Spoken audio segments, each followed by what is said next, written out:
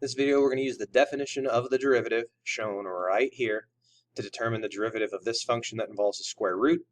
We're not going to use the chain rule here. If you know the chain rule, that's far easier than doing what we're going to do here. This would be geared toward early in your calculus course. You only know the definition of the derivative. How do you use it to find the derivative of a function that involves a root?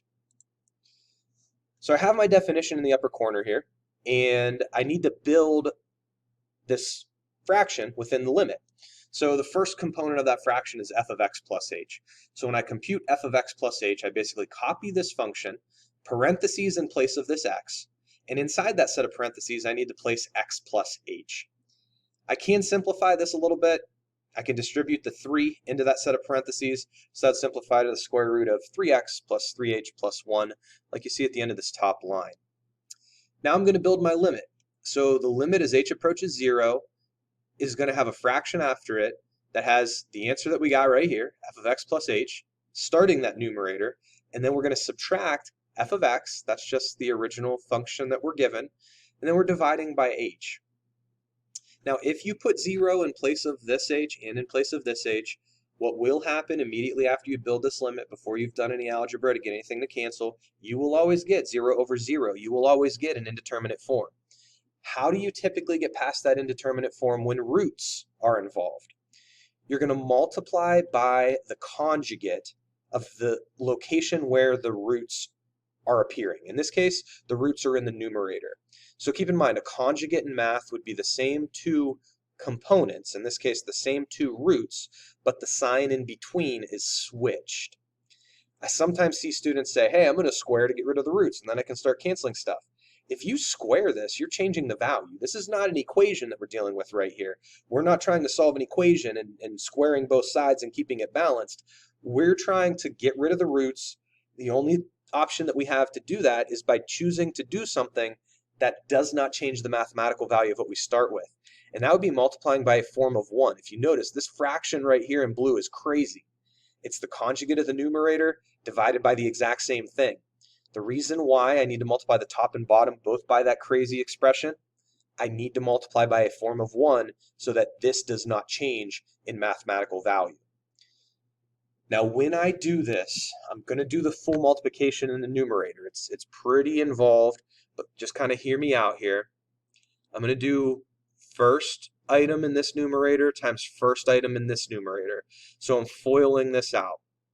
First times first is the root here times the exact same root. That is the root squared. That root is going to go away.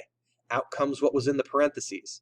When I do first times last, I guess I should call that outer times outer.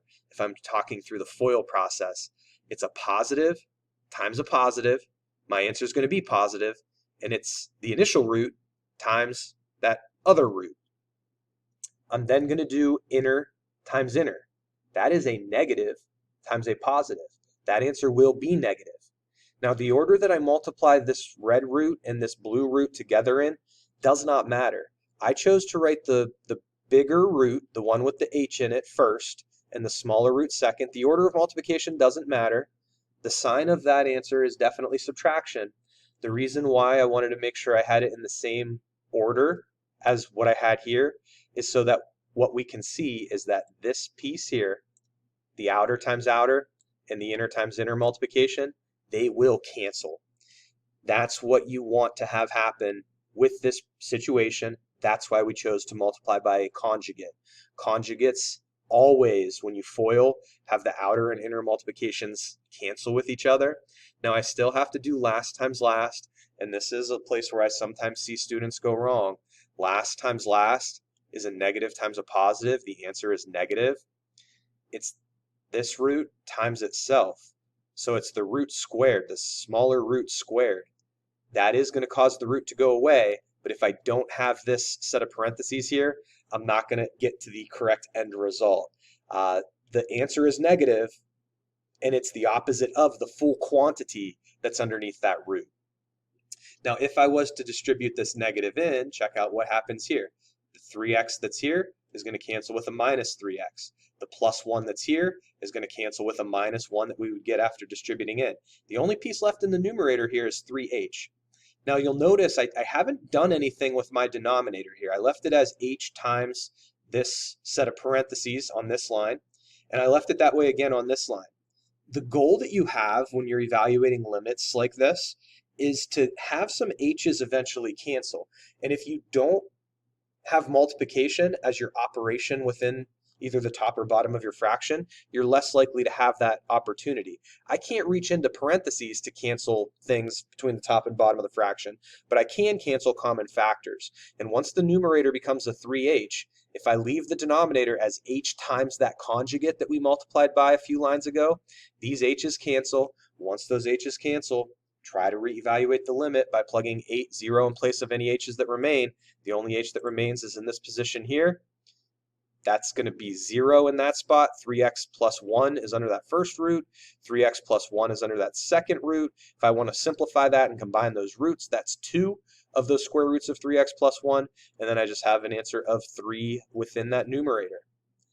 If you wanted to use this to find the slope of the tangent line at 2, plug 2 in place of the x, evaluate. You've got the slope of the tangent line to this function at 2. At this point, if you're using the definition of the derivative, this is ugly. Gets better soon. You'll learn the chain rule eventually. Chain rule is much more efficient to determine this derivative than using the definition. You need the definition to prove that the chain rule works, though.